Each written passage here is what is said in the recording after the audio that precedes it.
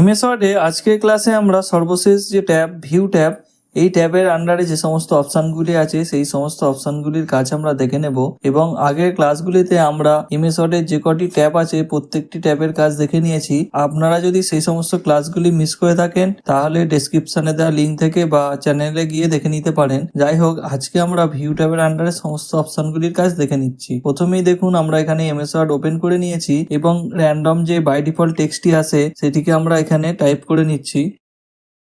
প্রথমেই বলে রাখি, ভিউ ট্যাব সাধারণত ভিউ বা দেখার প্যাটার্ন হিসাবে ব্যবহার করা হয়, অর্থাৎ আপনি কি বেসিসে দেখবেন তার উপরই কিন্তু এই ভিউ ট্যাব কাজে লাগে। প্রথমেই দেখুন ডকুমেন্ট ভিউজ, আপনি কিভাবে ডকুমেন্টটিকে আপনার ভিউ করতে চান বা দেখতে চান সেটি এখানে শো হচ্ছে। বিভিন্ন ধরনের অপশন আছে, এই যে উপরের অপশনগুলি আছে এবং দেখুন একইভাবে নিচেও এই একই অপশনগুলি আছে, অর্থাৎ এখানেও দেখুন full screen reading, web layout, outline এবং ড্রাফট এই অপশনগুলি নিচেও শো হচ্ছে এবং একইভাবে এই অপশনগুলি উপরেও আছে। প্রথমে দেখুন বাই ডিফল্ট যে ভিউটি থাকে সেটি হচ্ছে পিন্ড লেআউট ভিউ। এই ভিউটি কিন্তু সবসময় কাজে লাগে এবং এই ভিউটির ফলেই আপনি কোনো কিছু ডকুমেন্ট খুব সুন্দরভাবে দেখতে পারবেন। এছাড়াও আপনি যদি কোনো ডকুমেন্টকে পড়ার মোডে বা ফুল স্ক্রিন রিডিং এই হিসাবেও কিন্তু দেখতে পারেন। এটি বেসিক্যালি যখন আপনি কোনো ডকুমেন্ট বা কোনো টেক্সট বা কোনো কিছু লেখা পড়তে যান তখনই কিন্তু এই ফুল স্ক্রিন রিডিং এই অপশনটি কাজে লাগে। দেখুন আমি এখানে full screen reading a click করলাম, সঙ্গে সঙ্গে দেখুন ফুল স্ক্রিন রিডিং ভিউ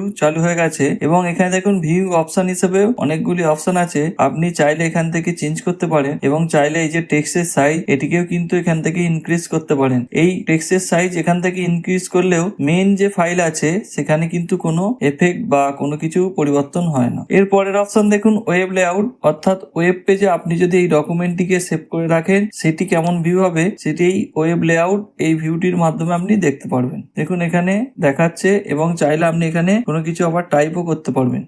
এরপর দেখুন এখানে আউটলাইন ভিউ, এটি দেখুন এখানে যতগুলি প্যারাগ্রাফ আপনি এখানে লিখবেন প্রত্যেকটি প্যারাগ্রাফের আগে দেখুন একটি করে বুলেট এখানে শো হচ্ছে এবং এখানে চাইলে আপনি লেবেল, টেক্সট ফরম্যাটিং এগুলিও চেঞ্জ করতে পারেন। আমি এখানে ক্লোজ আউটলাইন ভিউ এটিকে ক্লিক করে দিলাম। এছাড়াও দেখুন ভিউ এর আন্ডার ড্রাফট, এই ড্রাফটেও আপনি ড্রাফট আকারে ভিউ করতে পারেন। আমি এখানে পিন্ড লেআউট এই ভিউ যেটি বাই ডিফল্ট থাকে সেটিতেই আবার ক্লিক করলাম। এরপর দেখুন আপনি চাইলে এখান থেকে রুলার যেটি হয়, এখানে দেখুন রুলার শো হচ্ছে না, এখানে রুলার এটিতে ক্লিক করলে রুলার শো হয়ে যায়। এরপর দেখুন এখানে গ্রিড লাইন্স, এটিকেও আপনি গ্রিড লাইন্স অন করে রাখলে এটি বিভিন্ন রকম আঁকার জন্য বা কোনো কিছু গ্রাফিক্স এই লেআউট ড্রয়িং করার জন্যই এটি কাজে লাগে। আমি এখানে শুধুমাত্র রুলারটিকে অন করে রাখলাম এবং গ্রিড লাইন্স যেটি আছে সেটিকে অফ করে দিচ্ছি। এছাড়াও আপনি ডকুমেন্ট ম্যাপ এটিকে অন করে রাখতে পারেন, যদি কোনো ডকুমেন্ট ম্যাপ থেকে থাকে সেটি কিন্তু এখানে শো হবে। এবং এখানে দেখুন আমি আরেকটি পেজ ইনসার্ট করে নিচ্ছি এবং ওপরের একই লেখাটিকে আমি কপি করে নিচে পেস্ট করে দিচ্ছি।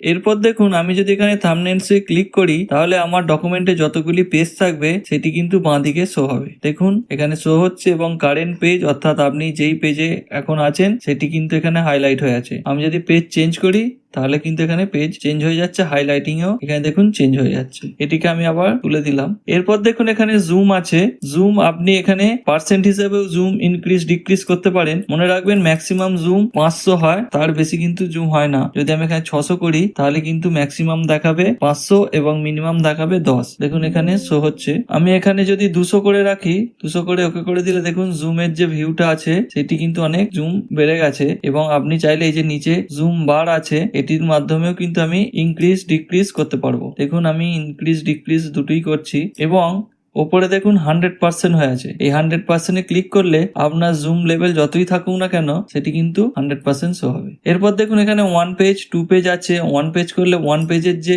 সাইজ আছে সেই সাইজ অনুযায়ী আমার যে স্ক্রিনের সাইজ সেটি কিন্তু এখানে হয়ে গেছে এবং আমি যদি 2 পেজ করি তাহলে কিন্তু দুটো পেজ এখানে শো হচ্ছে। এবং দেখুন পেজ উইথ করলে পেজের যে উইথটা আছে সেটির রেসপেক্টে আমার যে স্ক্রিনের সাইজ সেটি কিন্তু এখানে সেট হয়ে যাবে। আমি যদি আবার 100% করে দিই 100% হয়ে যাবে। এরপর দেখুন এখানে আছে নিউ উইন্ডো। আমি যদি নিউ উইন্ডোতে ক্লিক করি, এখানে দেখুন ডকুমেন্ট 1 শো হচ্ছে। নিউ উইন্ডোতে ক্লিক করলে নতুন আরেকটি উইন্ডো ওপেন হয়ে যাবে। দেখুন এখানে ডকুমেন্ট 1:2 এটি শো হচ্ছে এবং আগেরটা দেখুন 1:1 এটি শো হচ্ছে। তো আমি নতুন উইন্ডোটাকে সাইডে রেখে এখানে দেখুন অ্যারেঞ্জ অল এটিতে ক্লিক করলে ওই যে নতুন উইন্ডোটি আমি তৈরি করেছি সেটিও কিন্তু এখানে চলে আসবে এবং পাশাপাশি অ্যারেঞ্জ হয়ে যাবে। এবার দেখুন নিউ উইন্ডো বা নতুন যে উইন্ডোটি আমি তৈরি করলাম সেটিকে আমি এখানে ক্লোজ করে দিচ্ছি এবং এটিকে আবার সিলেক্ট করে নিলাম। এরপর দেখুন এখানে আছে স্প্লিট। এই স্প্লিট অপশনটি যখন আমরা এক্সেল করব তখন ভালোভাবে দেখতে পারবো। যাই হোক এখানেও কিন্তু একইভাবে কাজ হবে।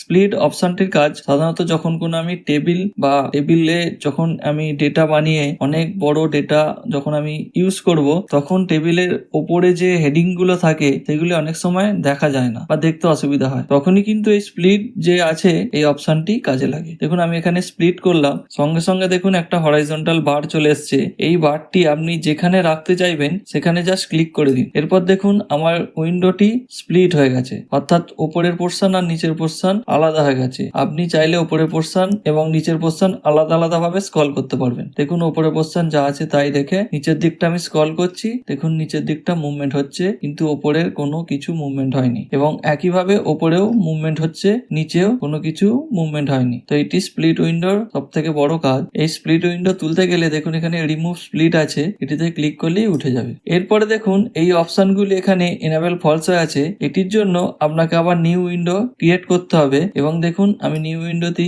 ভিউতে গিয়ে দেখুন এখানে দেখাচ্ছে সাইড বাই সাইড। এই যে ভিউ সাইড বাই সাইড এটিতে ক্লিক করলে দুটো উইন্ডো পাশাপাশি চলে এলো এবং দেখুন আরেকটি অপশন শো হচ্ছে সিঙ্ক্রোনাস স্ক্রলিং, অর্থাৎ আপনি দুটো উইন্ডোতেই পরস্পর স্ক্রলিং করলে একবারই স্ক্রলিং করবেন কিন্তু দুটো উইন্ডোর যে ডকুমেন্ট আছে বা দুটো উইন্ডোর ভিতরে যে কন্টেন্ট আছে সেগুলি কিন্তু স্ক্রল হবে। এক্ষেত্রে আমি দুটো অপশনই দুটো উইন্ডোতে অন করে দিলাম। এবার দেখুন যখন আমি স্ক্রল করছি দুটো উইন্ডো কিন্তু একইভাবে স্ক্রল হচ্ছে। আপনি যদি কোনো উইন্ডোতে সেই অপশনটিকে বন্ধ করে দেন তাহলে কিন্তু আর দুটো উইন্ডোতে একই সাথে স্ক্রল হবে না। আবার যদি অন করে রাখেন তাহলে কিন্তু একই সাথে দুটো উইন্ডোতেই স্ক্রল হবে। এর পরের অপশন দেখুন রিসেট উইন্ডো পজিশন, অর্থাৎ আপনি যদি উইন্ডোর পজিশন চেঞ্জ করেন তাহলে কিন্তু রিসেট উইন্ডো পজিশন করলে আগের যে পজিশন আছে সেই পজিশনে ফিরে যাবে।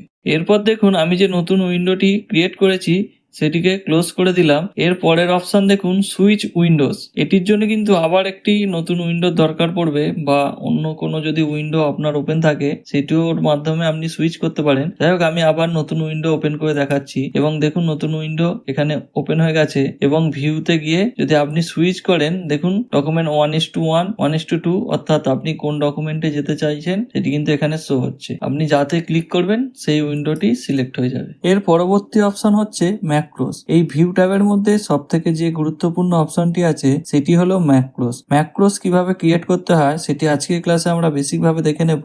আপনারা যদি চান পরবর্তী কোনো ক্লাসে আমরা ম্যাক্রো নিয়ে একটি ডিটেলসে ভিডিও বানাবো। যাই হোক আমরা বেসিক ভাবে কিভাবে ম্যাক্রো বানাতে হয় সেটি দেখে নেব। প্রথমে বলে দিই ম্যাক্রো কি। ম্যাক্রো হলো ধরুন আপনি আপনার ডকুমেন্টে কোনো কিছু ওয়ার্ড বারবার টাইপ করছেন, এই বারবার টাইপ করার জন্য আপনাকে অনেক সময় ব্যয় করতে হয়, সেই জন্য আপনি আপনার বহু ব্যবহৃত সেই ওয়ার্ডটিকে ম্যাক্রো হিসেবে সেভ করে রাখতে পারেন। কারণ বারবার কপি করলে আগের যে কপি করবেন সেটি কিন্তু আপনার কপি যে ক্লিপবোর্ড থাকে সেই হিসাবে সেভ হতে থাকে। এটি অনেক সময় সাপেক্ষ ব্যাপার এবং অনেক জটিল হয়ে যায়। সেই জন্য আপনি যদি ম্যাক্রো করে রাখেন তাহলে কিন্তু আপনার অনেক সময় এখানে সেভ হয়ে যাবে। দেখুন ম্যাক্রো ক্রিয়েট করার জন্য এখানে ম্যাক্রোতে ক্লিক করলাম এবং দেখুন ভিউ ম্যাক্রোস, রেকর্ড ম্যাক্রোস প্রভৃতি আছে। আমি এখানে রেকর্ড ম্যাক্রোস করছি এবং আপনি চাইলে ম্যাক্রোস নাম দিয়ে দিতে পারেন। আমি ম্যাক্রোর একটি নাম দিয়ে দিলাম এবং আপনি অ্যাসাইন ম্যাক্রো টু বাটন করতে পারেন এবং কিবোর্ডও করতে পারেন। আমি এখানে কিবোর্ড চুজ করছি, অর্থাৎ আপনাকে এমন একটি শর্টকাট কি ইউজ করতে হবে যেটি কিবোর্ডে ইউনিক। আপনি যদি কন্ট্রোল সি প্রেস করেন তাহলে কিন্তু দেখুন এখানে কপি শর্টকাট কি হচ্ছে কন্ট্রোল সি, সেটি কিন্তু কারেন্টলি অ্যাসাইন টু কপি এইভাবে শো হচ্ছে। আমি যদি এখানে শিফট কন্ট্রোল 1 প্রেস করি তাহলে কিন্তু দেখুন এখানে দেখাচ্ছে আনঅ্যাসাইন, অর্থাৎ আমি এটিকে ব্যবহার করতে পারবো এবং আমি এটিকে ব্যবহার করছি তার জন্য এখানে অ্যাসাইনে ক্লিক করলাম এবং এটিকে ক্লোজ করে দিলাম। ধরুন আমার কোম্পানিতে একটি অ্যাড্রেস বারবার ব্যবহার হয়, সেই জন্য সেই অ্যাড্রেসটি আমি এখানে টাইপ করে নিচ্ছি।